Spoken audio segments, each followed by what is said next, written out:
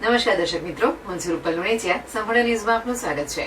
પાલનપુર ખાતે આવેલી જિલ્લા જેલમાં જુદા જુદા ગુનાઓમાં આવેલા કેદીઓ પોતાની સજા દરમિયાન આધ્યાત્મિક શિક્ષણ અને રોજગારી મળી રહે તેવા જેલ દ્વારા પ્રયાસો હાથ ધરવામાં આવી રહ્યા છે.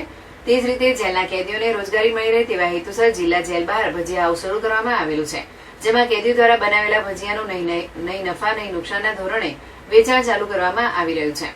બનાસકાંઠા જિલ્લામાં જુદા જુદા ગુનાઓમાં પકડાયેલા કેદીઓએ પાલનપુરની જિલ્લા જેલ ખાતે રાખવામાં આવે છે. કાયદાના સંઘર્ષમાં જેલમાં આવેલા કેદીઓને જેલમાં આવ્યા બાદ જિલ્લા જેલમાં શિક્ષણ મેળવે, આધ્યાત્મિક પ્રવૃત્તિ કરે તેમજ વોકેશનલ ટ્રેનિંગ મેળવી રોજગારી મેળવી શકે અને જેલમાંથી જ્યારે પણ છૂટીને જાય ત્યારે ભારતના એક સારા નાગરિક તરીકે છબી ઊભી કરી સમાજના પ્રવાહમાં ભળે તેવા શુભ આશય સાથે પાલનપુરની જેલમાં ગૃહ ઉદ્યોગની જગ્યા નથી, પરંતુ જેટલી જગ્યા છે તેમાં જિલ્લા જેલ દ્વારા ભજીયા હાઉસ શરૂ કરવામાં આવ્યું છે, જેમાં કેદીઓ દ્વારા મેથી સહિતના ભજીયા બનાવી તેનું નહીં નફા કે નહીં નુકસાનના ધોરણે વેચાણ કરવામાં આવે છે. આ ભજીયા હાઉસમાં કેદીઓ દ્વારા ગરમા ગરમ લાઈવ બનાવીને ભજીયા આપવામાં આવે છે. જોકે આ જગ્યા થોડી અંદર પડતી હોવાથી લોકો આ બાબતથી હજુ પણ અજાણ છે. તેમ છતાં જે લોકોને આ બાબતની જાણ થાય છે અને એકવાર ભજીયા ખાવા આવે છે તે લોકોને આ ભજીયા હાઉસના ભજીયાનો ટેસ્ટ પસંદ આવી જાય છે અને લોકો આ ભજીયા હાઉસમાંથી મુલાકાત કરતા હોય છે.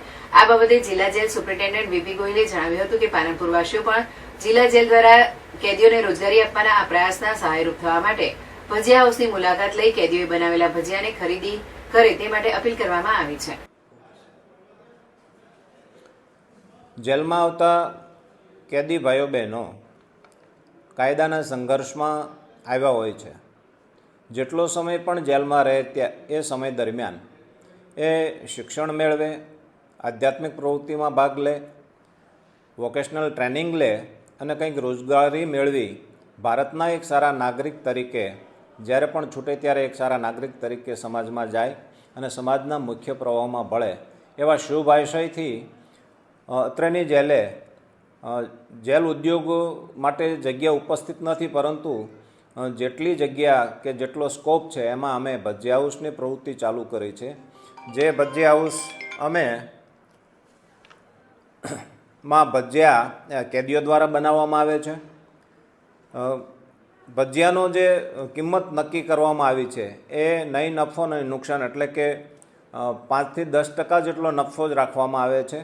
એમાં વપરાતું જે વસ્તુઓ છે એની શુદ્ધતાનો પણ પૂરો ખ્યાલ રાખવામાં આવે છે અને નજીવા નફે સમાજને એક સસ્તું અને સારી વસ્તુ મળી રહે એવા ભાગરૂપે અમે ભજીયા હાઉસ ચલાવીએ છીએ. સાથોસાથ કેદીઓને રોજગારી મળે છે એવા શુભ આશયથી આ ભજીયા હાઉસ ચાલુ કરવામાં આવ્યું છે. પાલનપુરની જનતાને હું અનુરોધ કરું છું કે અમારા આ કેદીઓને જે રોજગારી આપવાના પ્રયાસને સહાયરૂપ થવા માટે એમાં મદદ કરશો અને ભજીયા હાઉસની મુલાકાત લેશો.